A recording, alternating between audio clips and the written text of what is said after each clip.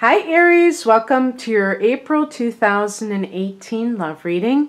It's Raina here, and I'm very happy because I have kind of jerry-rigged my tripod a lot better. That's why I'm starting over, and that's why the cards are already laid out. And, you know, it felt like it was on an angle, and it was just distracting to me, so here we are.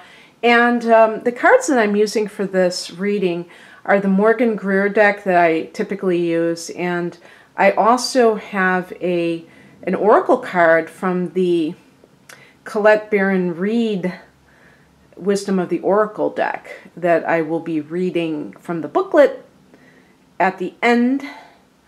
And I got sent a new deck by her and a couple of other people from Hay House yesterday, and I'm going to be introducing that new deck in a future reading that's a general reading, so stay tuned for that coming up later this month. I'm recording in March, early March, so happy birthday to you Aries people, March and April, who may be watching.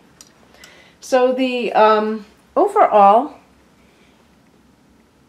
kind of the heart of the matter is the Seven of Cups for you in the month of April, Aries. And this is a card of this sense of, I mean, it could be kind of like, watch out, Aries, you know, choose carefully about, you know, maybe you have people, multiple people that think you're fabulous, but you may be choosing for the wrong reasons, one person versus another. So it can, just in general, indicate that you have a lot of options available for you. And astrologically, as you near your solar return and you come out of hibernation, the sun comes out of your 12th house, you may feel like you're kind of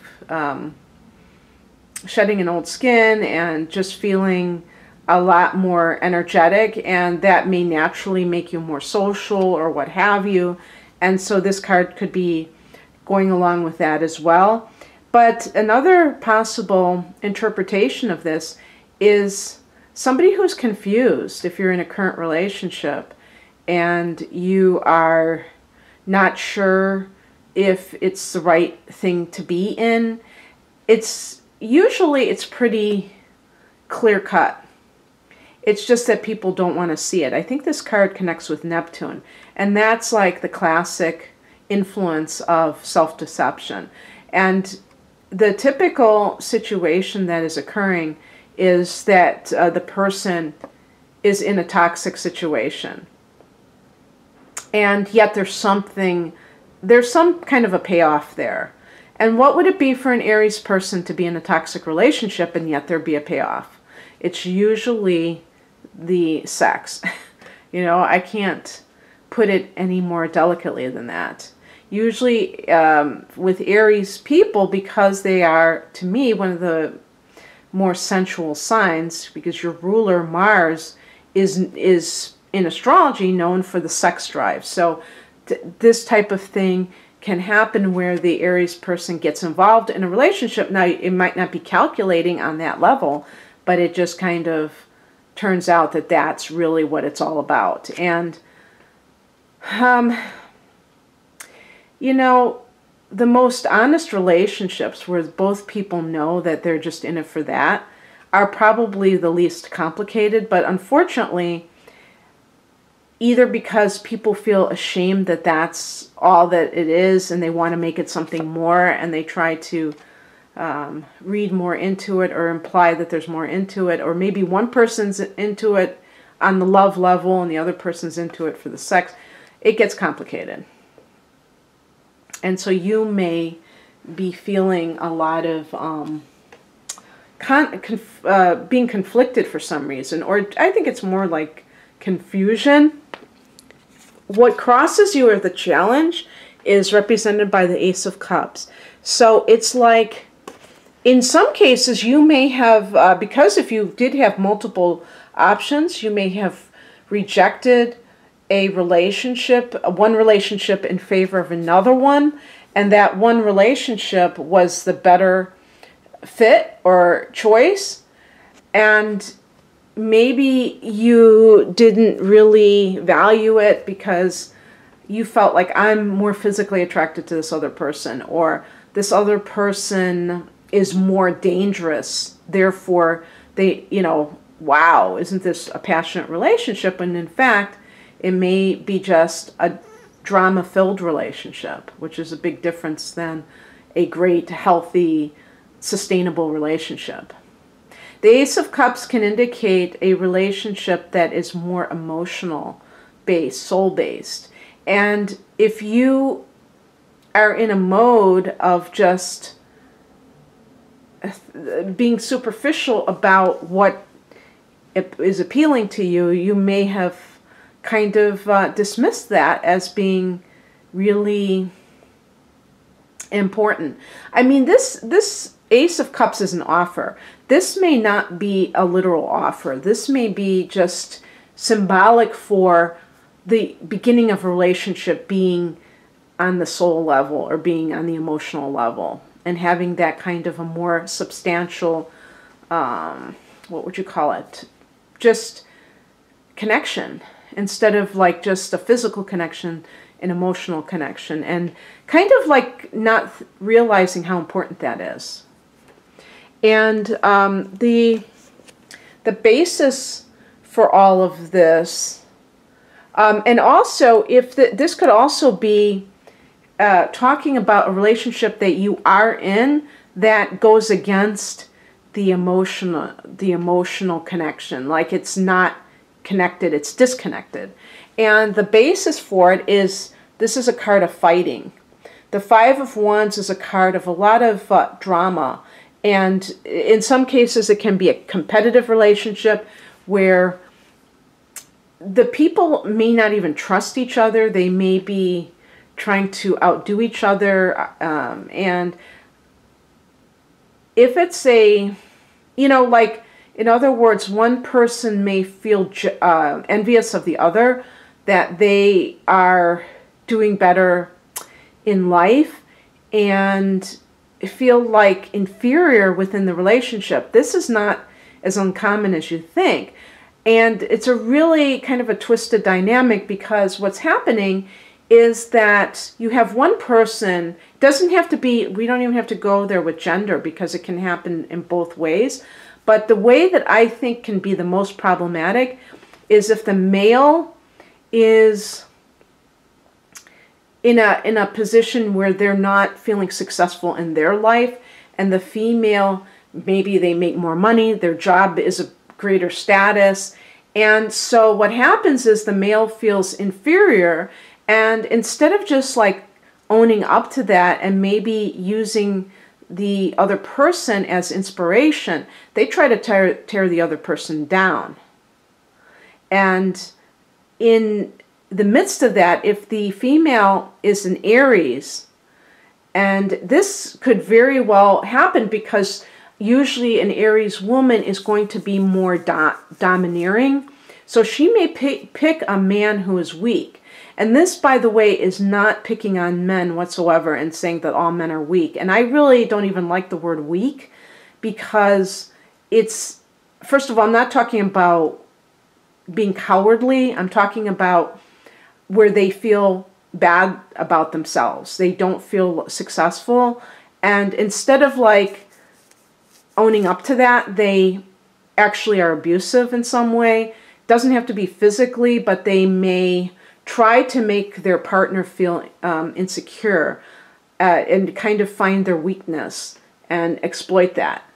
And so these types of, but maybe there's a great sexual relationship. So these kinds of, to me, it's kind of a twisted relationship, because it's very destructive to both parties, but they still find themselves going towards one another because there is some sort of payoff. Okay. And in any case, there may be a lot of conflict within the relationship, and you're not on the same page. You don't have the same values, the same goals, and yet you're still together. And this is that uncomfortable thing where this is a term that I'm using again of an inferior partner. The person is not inferior as a soul. The inferiority is their own making because they don't feel good about themselves. So that reflects on their life in general. They don't have a vision for themselves because they don't really believe that they have anything to offer society. So it's very deep, you know. It's not like just something you can explain away, but I just want to make it clear that I'm not trying to belittle anyone who is in that position, because actually you can have somebody who's successfully in an outward way, and they have very low self-esteem too, and they're very negative towards other people. It's not just limited to somebody who is in a certain, has a certain status in life. But in this particular case, there may be some competition where they're comparing themselves to the other person, and rather than just like feeling like, because the other person may be trying to help them, but they reject it because it makes them even madder, angrier that this person has the ability to help them. So if you are in that type of relationship, Aries, you have to go back to the Seven of Cups. What kind of choices do you make? Are you that typical Aries person that's very impulsive and you just want what you want when you want it? And that kind of thing is always going to trip you up. Being deliberate means that you take your time in doing everything. And if you have Taurus in a personal planet or in your moon sign or in your rising sign, that can help immensely and can make you much less impulsive and make you more patient. But the typical Aries person wants everything now. And they want, and one of the bad things about it is that, there's that saying, how does it go? Good things come to those who wait. And really what it's about is the unfoldment of something. When you're in that initial stage of attraction to another person, if you jump in bed, you become intimate prematurely. And it may feel like good physically, but it can screw things up because the natural unfoldment is totally turned upside down. It's negated because it's not happening. You're not getting to know that person little by little. There's something to be said for old-fashioned dating and things like that. It's not just moralistic reasons. So, yeah, that's that. And the spiritual advice is the Four of Swords, and this is a card of retreat and reflection. And this can even be like physical rejuvenation. So for people that have been, let's say this is a marriage even, this could even be like a marriage where you are just like, I was going to say dog eat dog, but I had my metaphors mixed up. Just fighting like cats and dogs. I'm not talking about necessarily physical things, but maybe just screaming matches.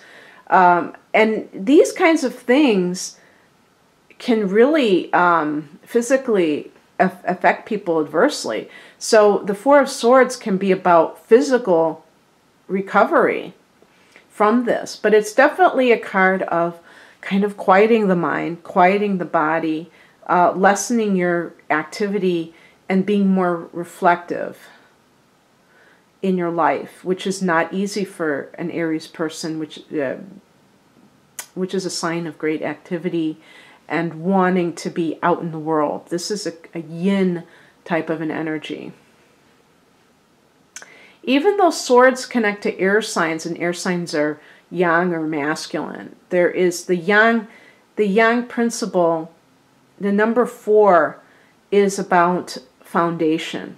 Okay, so Four of Swords is about your thoughts and organization of your thoughts, and that is what I would say a great definition of meditation is like It's not about, people say meditation is about stopping thought. Meditation can be about kind of stopping the mind of thought, but sometimes it can help you to organize your thoughts so that they're not working against you. And I would say too that this card is talking about thinking straight, getting clarity of thought. So that, looking at that Seven of Cups, there's a lot of confusion, a lot of maybe acting on your emotions. In some cases, there can be addiction with the Seven of Cups. So it's possible that the Four of Swords is about somebody that needs to go into recovery. Maybe that's you. Maybe that has been what has kept you from being able to make good choices. But it might be that this person that you're involved with needs that intervention. But actually, they would have to admit it to themselves, ultimately. And what is coming in, or the advice?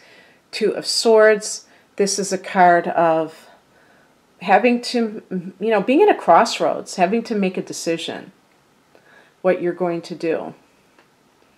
And there's an interesting other symbolism of this card. You see that the person is blindfolded, and there's also a moon.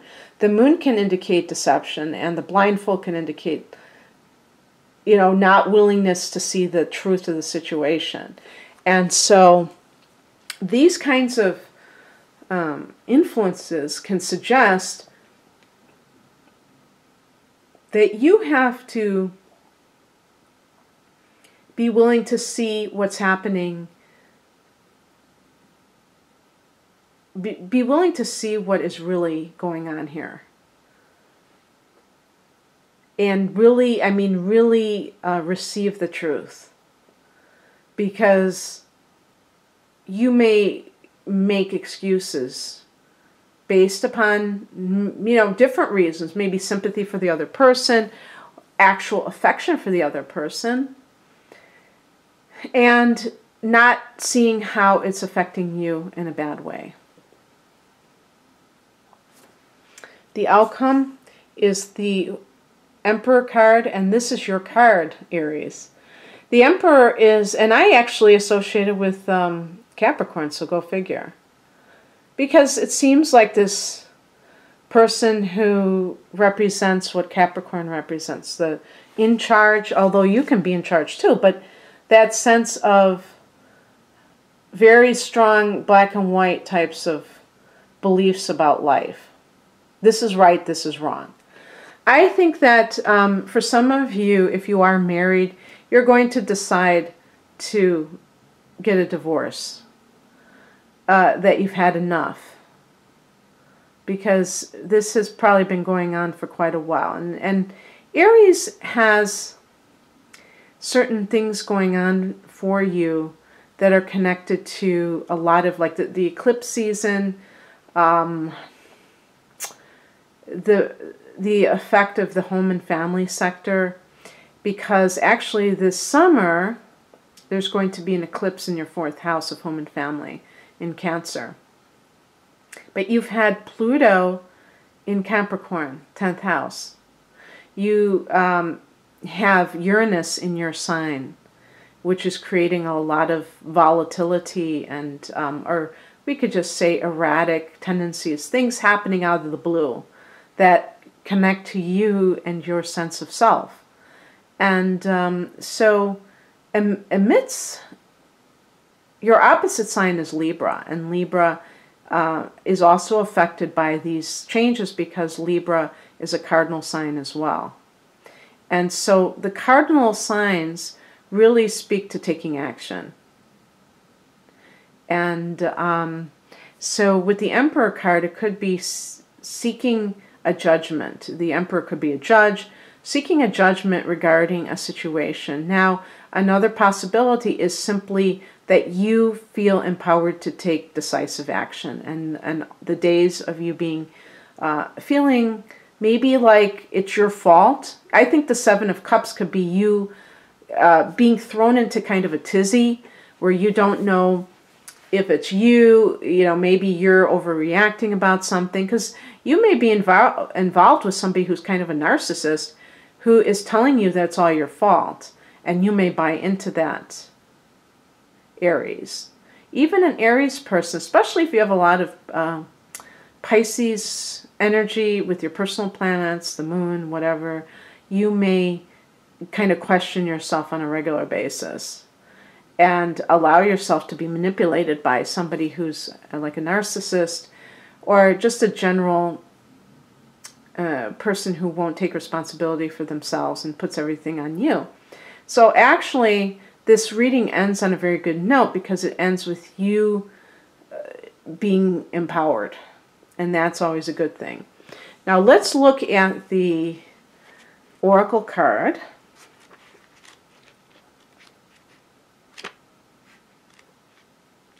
Which I think also is a very good message.